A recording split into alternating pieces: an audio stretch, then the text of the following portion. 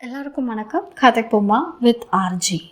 நம்மளோட சேனலில் வீரயுக நாயகன் வேல்பாரி சரித்திரத்தை நம்ம 20 நிமிஷமாக மொத்த புக்கையும் நம்ம கேட்டுட்டு இருக்கோம். வாங்க அடுத்த 20 நிமிஷத்தை இன்னைக்கு கேட்கலாம்.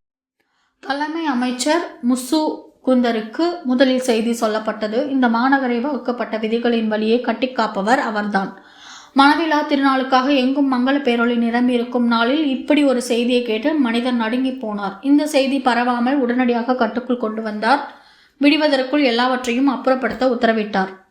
பெரும் மரவண்டியில் யானையை இழுத்து ஏற்றினர். முன்னும் பின்னுமாக யானைகளை அந்த வண்டியை இழுத்தும் தள்ளியும் கொண்டு சென்றனர். அந்த இடத்தில் மண்ணை கொட்டிய குருதியை மூழ்கடித்தனர். இரவோடு இரவாக வேலையை முடித்தனர். ஆனாலும் விதிகளின்படி விசாரணை உண்டு என்பதை எல்லோருக்கும் தெரியும். அரண்மனையின் நாள்களையும் கோள்களையும் கணித்து சொல்லும் தலைமை கணியனின் பெயர்தான் அந்துவன். காலம் கணிக்கும் கணியனான அந்துவனின் சொல்லுக்கு மறுசொல் இல்லை. இந்த மாநகரில் அவன் கணித்து சொல்லும் சொல்லே பேரரசின் சொல்லாகிறது. சிறு கோள் ஒன்றை எப்போதும் கையில் வைத்திருக்கும் அவன் தடித்த கோள் போலவே உடல் கொண்டவன். பொதிகை மலை அடிவாரத்தில் வீற்றிருக்கும் பாண்டிய நாட்டின் பெருங்கணியர் திசைவேலருக்கு மாணவன். திருமணத்தை முன்னிட்டு புதிதாக 3 மாளிகைகள் கட்டப்படுவதை அறிந்ததும் அதன் மேற்கூரையில் என்ன ஓவியம் இருக்கலாம் என்று முடிவு செய்ய பொதிகை மலை சென்று பேராசான் திசைவேலரிடம் கருத்தறிந்து வந்தவன். அவர் சொன்ன அடிப்படையில் வானியல் அமைப்புகளை சொல்லி ஓவியர்களை வரைய வைத்துள்ளான்.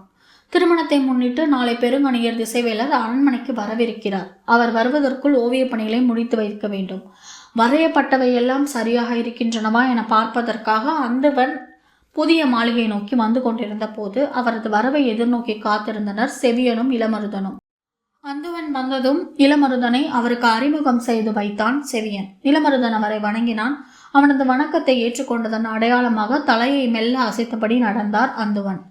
புதிய மாளிகைகள் குறித்து இளமருதன் தனது வியப்பை அவரிடம் வெளிப்படுத்தபடியே உடன் நடந்தான். மூவரும் கார்கால பள்ளியறையை நோக்கி நடந்தனர்.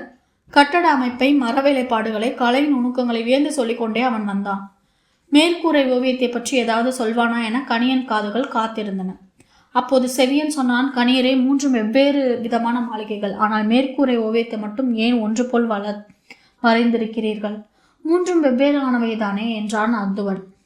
இல்லையே, ஒரே மாதிரி தானே இருக்கின்றன என்றார் செவியன். வானத்தில் உள்ள வேறுபாடுகளை அறிய சற்றே வானறிவு வேண்டும். வாருங்கள், என்ன வேறுபாடு என்று உங்களுக்கு சொல்கிறேன் என சொல்லிக்கொண்டே மாளிகைக்குள் நுழைந்தார் அந்துவன். பின்னாலேயே இருவரும் நுழைந்தனர். கார்காலத்து மாளிகையின் மேற்கூரையை காட்டி சொன்னார், இதில் மதி எவ்விடம் இருக்கிறது பார்த்தீர்களா? மேற்கூரையின் இடது பக்கம் இருக்கிறது என்றான் செவியன். நான் இடம் என சொன்னது காலத்தை. வானில் நிறைமதி எந்த விண்மீன் கூட்டத்தோடு இணைந்து நிற்கிறதோ அந்த விண்மீன் பெயரில்தான் அந்த மாதத்தை அழைக்கிறோம். அங்கு பாருங்கள், 6 முத்துகளைப் போல மின்னிக் கொண்டிருப்பவைதான் கார்த்திகை விண்மீன் கூட்டம். அதோடு மதி நிற்பதால் இது கார்த்திகை மாதம். மதி நிற்கும் இடம், விண்மீன் கூட்டம் இருக்கும் இடமும் பிற கோள்கள் நிற்கும் இடமும் வானியல் கணக்குப்படி அமைக்கப்பட்டுள்ளது. திகிரி கணக்கு, அதாவது வானியல் கணக்கை அறிந்தவர்கள் இந்த ஓவியத்தை பார்த்தால் எந்த ஆண்டு, எந்த மாதம், எந்த நாளை இந்த ஓவியம் குறிக்கிறது என்பதை துல்லியமாக சொல்லிவிடுவார்கள். மேற்கூரையின் வட்டத்துக்குள் இருப்பது ஓவியம் அன்று, காலம். இளவரசர் பொதிய வெப்பன் பிறந்த போது வானத்தில் நாள் மீன்களும் கோள் மீன்களும் இருந்த அமைப்பு இதுதான். படுக்கையில் சாய்ந்து பார்க்கும்போது அவரது கண்கள் நேரடியாக இதைத்தான் பார்க்கும். மதியும் விண்மீன்களும் கோள் மீன்களும் இதே அமைப்புக்கு மறுபடி வர 60 ஆண்டுகள் ஆகும். காலத்தின் முழு வட்டம் எல்லா காலங்களிலும் ஒளி வீசிக்கொண்டுதான் இருக்கப் போகின்றன. அதே போல் என்றென்றும் ஒளி வீசக்கூடிய வாழ்வை நீ அமைத்துக்கொள் என்று காலம் அவருக்கு ஒவ்வொரு இரவும் சொல்லும். அந்தவனின் விளக்கத்தை கேட்டு மெய் சிலிர்த்து நின்றான் செவியன். மேற்கூரையை அண்ணாந்து பார்த்தபடி இருந்த இளமருதனுக்கு பேச நான் எழவில்லை. சற்று நேரம் கழித்து அந்தவன் சொன்னார், வேநீர்கால மாளிகையின் மேற்கூரையில் இருக்கும் காலமைப்பு இளவரசியார் பொற்சுவை பிறந்த போது நிலை கொண்டிருந்த வானியல் அமைப்பு. மூவரும் அந்த அரங்குகள் நுழைந்தனர். மதி முற்றிலும் வேறு ஒரு திசையிலும் இருந்தது. நாள் மீன்களும் கோள் மீன்களும் வெவ்வேறு இடங்களில் நிலை கொண்டிருந்தன.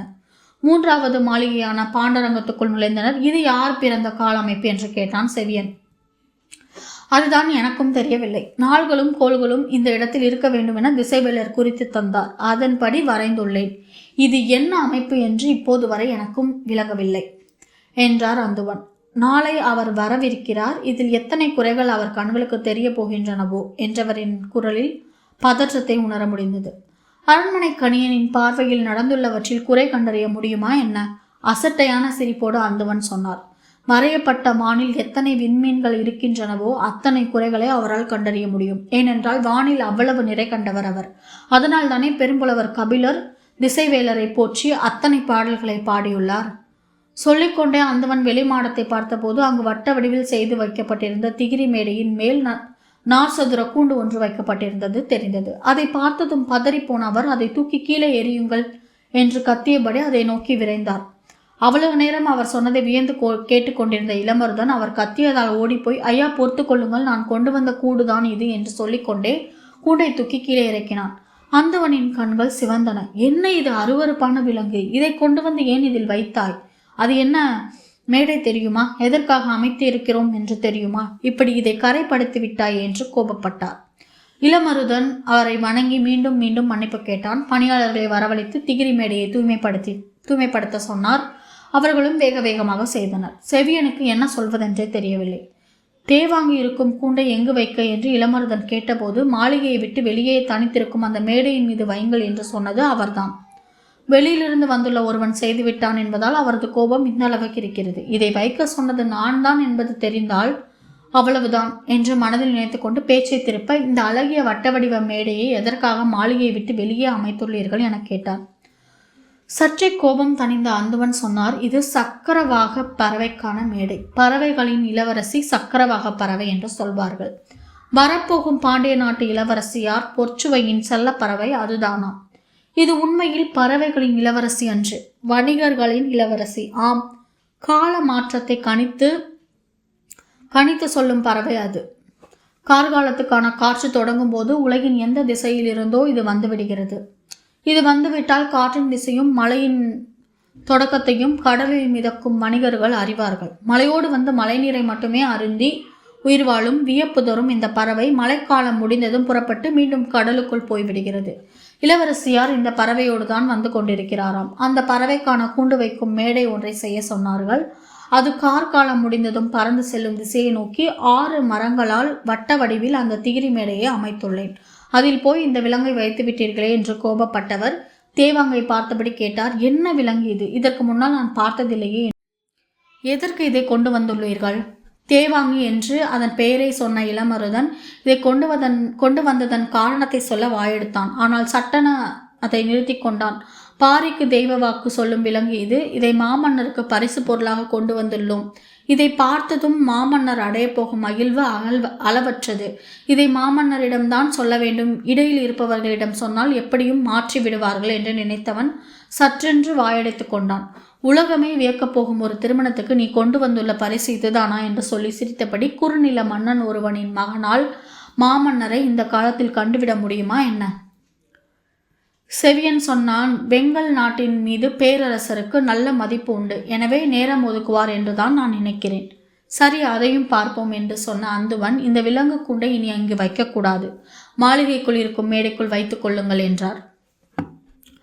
இளமருதன் கூண்டை எடுத்துக்கொண்டு பாண்டரங்கத்துக்குள் நுழைந்தான். அந்த அரங்கில் வைக்கத்தான் தந்தை காமன் விளக்கை செய்து கொண்டிருக்கிறார். ஆனால் நான் கொண்டு வந்த விலங்கு அதற்கு முன்பே உள் நுழைந்து விட்டது என எண்ணியபடி அந்த கலை மாடத்தின் மேல்புறம் இருக்கும் மேடை ஒன்றின் மீது வைத்தான். உள்ளிருந்த 2 தேவாங்குகளும் வட்ட கண்களை உருட்டி உருட்டி இங்கும் அங்கும் பார்த்தன. முன்பு போல் இவை அச்சம் கொள்வதில்லையே என இளமருதன் எண்ணிக்கொண்டிருக்கையில் அவை 2ம் அண்ணாந்து மேற்கூரையை பார்த்தன. பார்த்த கணத்தில் கத்தியபடி மருண்டு உள்ளொடுங்கின. முதன்முறையாக அவற்றின் கத்தலை கேட்ட இளமருதன், அப்படி என்ன இருக்கிறது மேற்கூரையில் என எண்ணியபடியே அண்ணாந்து பார்த்தான். சிதறி கிடக்கும் மின்மீன்களுக்கு இடையில் ஒரு ஓரத்தில் நிலவு இருந்தது. காலம் சொல்ல வேண்டியதை சொல்லிக் கொண்டிருந்தது. அவனுக்கு அது புரியவில்லை. பாரி 24. கார்காலத்தின் தொடக்க நாளிலேயே மழை கொட்டி தீர்த்தது. கபிலரின் உடல் சூழலுக்கேற்ப தன்னை தகவமைத்துக் கொண்டது. கபிலர் இருந்த வீட்டில்தான் எந்நேரமும் பாரியின் மகள்கள் இருந்தனர். அங்கவே சங்கவையோடு சேர்த்து 8 பேருக்கு எழுத்துக்களை கற்றுக் கொடுக்க தொடங்கியிருந்தார் கபிலர். நடுவீட்டில் மரப்பலகையில் மணல் கொட்டி அதன் மேல் உயிரெழுத்துக்களை எழுத சொல்லிக் கொடுத்து கொண்டிருந்தார். சிறிது காலம் கபிலருக்கு உதவியாக அவரோடு இருந்துவிட்டு வருவதாக சொல்லி மயிலா அங்கேயே தங்கிவிட்டார். பரம நாட்டின் தென் பகுதி எல்லை காவல் பொறுப்பாளன் கூலையனிடமிருந்து தேக்கனுக்கு தகவல் வந்திருந்தது. குடநாட்டு அமைச்சன் கோளூர் சாத்தனின் கைகளை வெட்டி அனுப்பியதற்கு பிறகு குடநாட்டு அரசவைக்கு குடநாட்டின் தூதுவர்கள் சென்றுள்ளனர். அடுத்து நிகழப்போவதை பற்றிய விழிப்போடு இருக்க வேண்டிய வேலை இது என அவர் நினைத்தார். கொற்றவை கூத்து முடிந்து ஒரு வாரத்துக்கு பிறகு கபிலரின் உடல் முற்றிலும் குணமானது. ஆனால் மனம் மிகவும் துவண்டு கொண்டே இருந்தது. நீலன் புறப்பட்ட பிறகு கபிலரின் மனம் நிலை கொள்ள நாள் எடுத்துக்கொண்டது. பார்த்த முதல் கணத்திலிருந்து அவனை பற்றிய வியப்பு பெருகிக் கொண்டே இருந்தது. வேட்டுவன் பாறையில் பார்த்தபோது கையில் பிடித்திருந்த அதே வேர்க்கம்போடு கபிலரிடமிருந்து விலகி காட்டுக்குள் மறைந்தான் நீலன். கண்களை விட்டு பிரியும் வரை கபிலரின் கண்கள் அசைவற்று பார்த்து கொண்டே இருந்தன. இப்போது கபிலரோடு எந்நேரமும் உடனிருந்து உதவிகள் செய்பவன் உதிரன். இவனும் நீலனைப் போலத்தான் துடிப்பேறிய இளைஞன். கபிலரின் தேவைகளை மிகுந்த அக்கறையோடு கவனித்து வருபவன். ஒரு பகற்பொழுதில் கபிலரின் வலது காலை தனது தொடையின் மேல் தூக்கி வைத்துக் கொண்டு விரல் நகங்களை நறுக்கத் தொடங்கினான் உதிரன். அவரின் வலது கால் நடுவிரல் சூம்பி போய் சின்னம் சிறியதாக இருந்தது. அந்த விரலின் அடிப்பகுதியை விரல்களால் மெல்ல நீவி விட்டான். சற்றே உயரமான மரப்பலகையின் மேல் உட்கார்ந்திருந்தார் கபிலர். அவரின் எண்ணங்கள் வேறு எங்கோ இருந்தன. உதிரன் நகம் நறுக்குகிறான் என்பது மட்டுமே அவரின் நினைவில் இருந்தது. சூம்பிய விரலுக்கு உணர்ச்சி இல்லாததால் அவன் அந்த விரலின் அடிப்பாகத்தை நீவி விட்டு கொண்டிருப்பதை அவரால் உணர முடியவில்லை. பரம்பு நாடே ஒரு தாய் போல் இருக்கிறது. அழிந்த இனங்களை, வாழ துடிப்பவர்களை, எங்கெங்கோ இருந்து வந்து சேர்ந்தவர்களை எல்லாம் அள்ளி அணைத்து கொண்டுள்ளது. சேரனின் நாடு, சோழனின் நாடு, பாண்டியனின் நாடு என மன்னர்களால் தானே நாடுகள் அறியப்படுகின்றன. ஆனால் ஒரு தாயின் குணத்தோடு விளங்கும் நாட்டை ஏன் தாய் நாடு என சொல்லக்கூடாது? நாட்டை தாயோடு ஒப்பிடும் எண்ணம் இதுவரை யாருக்கும் தோன்றியதில்லை. சில மாதங்களுக்கு முன்னால் இப்படி ஒரு எண்ணம் தோன்றியிருந்தால் அது எவ்வளவு பொருளற்றதாக இருந்திருக்கும். மண்ணும் நாடும் உடைமையின் குறியீடுகள். அவற்றை போய் தாய்க்கு ஓமையாக எப்படி சொல்ல முடியும்? ஆனால் கொற்றவை கூத்தை பார்த்த பிறகு திசையற்றவர்களையும் இளமற்றவர்களையும் தலைமுறை தலைமுறையாக அள்ளி அரவணைத்து நிற்கும் பரம்பு நாட்டை தாய்நாடு என சொல்வதை விட வேறு என்ன சொல்ல முடியும்? இன்று கபிலரின் எண்ணங்கள் ஓடிக்கொண்டிருந்த போது அவரை அறியாமலே கண்கள் கலங்கின. ஒரு கணம் கண்களை மூடி சிந்தித்தார். தனக்குள் என்ன நிகழ்ந்து கொண்டிருக்கிறது? மேலெல்லாம் என் சில்லிட்டு அடங்கியது. இப்போது நினைவுக்குள் என் தாய் வந்துவிட்டு போனாலே எப்படி? நினைவின் வழியே எதையோ கண்டறிந்துவிட நினைத்த போதுதான் அவர் கால் விரல் நினைவுக்கு வந்தது. மெல்ல குனிந்து கீழே பார்த்தார். அவ்வளவு நேரம் எங்கேயோ பார்த்தபடி இருந்த கபிலர் இப்போது குனிந்து தன்னை பார்க்கிறார் என்பதை அறிந்ததும் உதிரன் சொன்னான், உங்கள் வலது கால் நடுவிரலில் குருதி ஓட்டத்துக்காக அடிநரம்பை சற்று அழுத்தி நீவி விட்டேன். எதுவும் தொந்தரவாகிவிட்டதா? இல்லை என்று தலையாட்ட மட்டும் செய்தார் கபிலர். உதிரன் சொன்னான், நடுவிரல் சூம்பியுள்ளதால் நடக்கும்போது சற்றே இடறினாலும் தசை பிறண்டுவிடும். கூடுமானவரை பாதடியை கலற்றாதீர்கள். இப்போது தலையாட்டாமல் அவனையே பார்த்தார் கபிலர். வேட்டுவன் பாறையில் ஏறும்போது நீலன் உங்கள் பாதடியை கலற்ற சொன்னதால் தான் உடனே உங்களுக்கு தசை பிறண்டிருக்கிறது. காட்டில் பிடித்து நடப்பதை போன்ற வடிவில் ஒரு பாதடியை செய்து தர ஏற்பாடு செய்கிறேன் என்று சொல்லியபடி விரலின் அடிப்பாகத்தை அழுத்தி நீவிவிட்டான் உதிரன். கபிலரின் கண்கள் கலங்கின. அதை கவனித்த உதிரன், வலி ஏற்படுவது போல மிகவும் அழித்து விட்டேனா என்று பதட்டப்பட்டு கேட்டான். இல்லை, சிறுவயதில் என் தாய் அந்த விரலின் அடிநரம்பை இளஞ்சூட்டு எண்ணெய் தொட்டு அழுத்தி நீவி விடுவாள். அப்போது ஏதாவது ஒரு கணத்தில் அந்த விரலை நான் உணர்ந்திருக்கிறேன். மற்ற நேரங்களில் அதை நான் உணர்ந்ததில்லை. எத்தனையோ ஆண்டுகள் ஓடிவிட்டன. எவ்வளவோ நிலப்பரப்புகளை நடந்தே கடந்திருக்கிறேன். பல்லாண்டுகளுக்கு பிறகு சட்டென இப்போது ஒரு கணம் அந்த விரலை நான் உணர்ந்தேன்.